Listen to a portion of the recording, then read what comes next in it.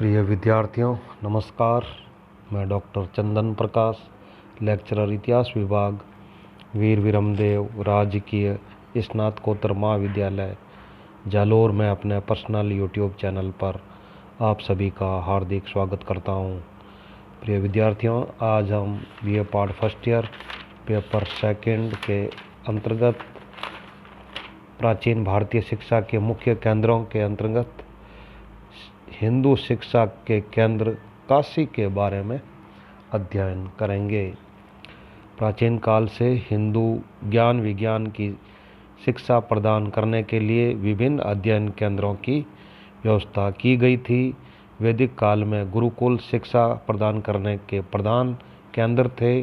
अरण्यों में भी विद्यार्थी गुरु की सेवा करते हुए अध्ययनरत रहते थे, किंतु कालांतर में भव्य शिक्षा केंद्रों का विकास हुआ। ऐसे शिक्षा केंद्रों के विकास में विद्वान शासकों का पूर्ण सहयोग रहता था। प्रमुख राजधानियां और बड़े बड़े नगरों के अतिरिक्त छोटे छोटे गांव भी शिक्षा के केंद्र थे। बौद्ध विहारों की तरह हिंदू मंदिर भी शिक्षा केंद्र के रूप में विकसित हुए। रामायण और महाभारत में अनेक शिक्षा केंद्रों का उल्लेख मिलता है।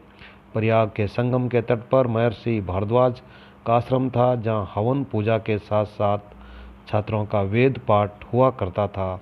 मंदाकिनी तट के ऊपर चित्रकूट में महर्षि वाल्मीकि का आश्रम था। ऋषि वशिष्ठ के आश्रम में भी ज्ञान प्रदान किया जाता था।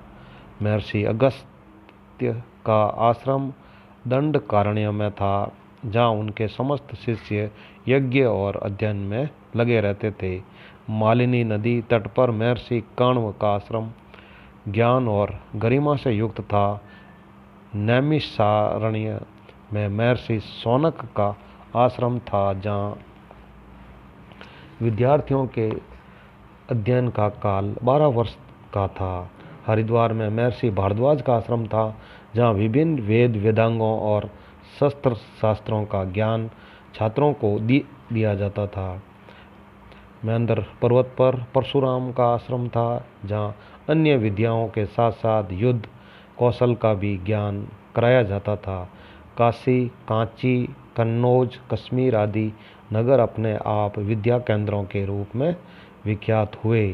विद्या और शिक्षा के क्षेत्र में काशी का महत्व तो वैदिक कालीन है। उपनिषद काल तक काशी एक प्रतिष्ठित शिक्षा केंद्र के रूप में विकसित हो चुकी थी।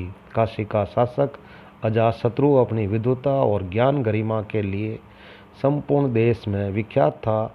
उससे शिक्षा ग्रहण करने के लिए दूर दूर के देशों से विद्यार्थी काशी आते थे। 23वें जैन तीर्थकर पार्श्वनाथ काशी के शासक अश्वसेन के पुत्र थे, जिन्होंने जैन धर्म की सर्वप्रथम आचार संहिता निर्मित की थी। अतः काशी जैन धर्म और दर्शन का भी प्रधान केंद्र थी। बौद्ध युग में काशी का शिक्षा केंद्र के रूप में महत्व पूर्ववत बना रहा। वैदिक दर्शन, ज्ञान, तर्क और शिक्षा में काशी अग्रणी थी। इसलिए महात्मा बुद्ध ने अपना धर्म चक्र परिवर्तन काशी में ही किया तथा सर्वप्रथम अपने ज्ञान का प्रसार यहीं से आरंभ किया था, ताकि उनका प्रभाव काशी के विद्वानों पर पड़ सके। संजीव जातक के अनुसार बोधिसत्व ने पहले तक्षशिला में विद्या अध्ययन किया। शिक्षा समाप्त कर वह काशी वापस आया और वहाँ शिक्षा देना प्रारंभ किया। 500 विद्यार्थी उसके शिष्य बनकर पढ़ने लगे और वह भी संसार प्रसिद्ध आचार्य हो गया। इसी प्रकार कोशीय जातक में एक आचार्य का उल्लेख है, जिसने तक्षशिला में अध्ययन समाप्त कर काशी में अध्यापन का कार्य शुरू किया। दूर दूर से ब्राह्मण और क्षत्रिय कुमार उसके पास पढ़ने के लिए आने लगे। कुछ समय में वह भी संसार प्रसिद्ध आचार्य हो गया। ऐसा प्रतीत होता है कि बौद्ध काल में काशी ने शिक्षा का महत्वपूर्ण केंद्र बनना आरंभ कर दिया था, किंतु उसकी कीर्ति अभी तक्षशिला की तुलना में बहुत कम थी। जातक साहित्य से ज्ञात होता है कि यहाँ के विद्यालयों में प्रवेश के लिए छात्रों की आयु कम से कम 16 वर्ष होनी चाहिए थी। सम्राट अशोक ने यहाँ अनेक बौद्ध विहारों और मठों का निर्माण करवाया था। 7वीं सदी में वेनसांग ने यहाँ के बौद्ध विहारों, चैत्यों, स्तूपों और भवनों को देखा। वेनसांग के अनुसार यहाँ अनेक मंजिलों वाले भवन थे जो अत्यंत आकर्षक और लुभावने थे। इससे स्पष्ट है कि काशी वैदिक, जैन और बौद्ध तीनों शिक्षाओं की केंद्र स्थली थी।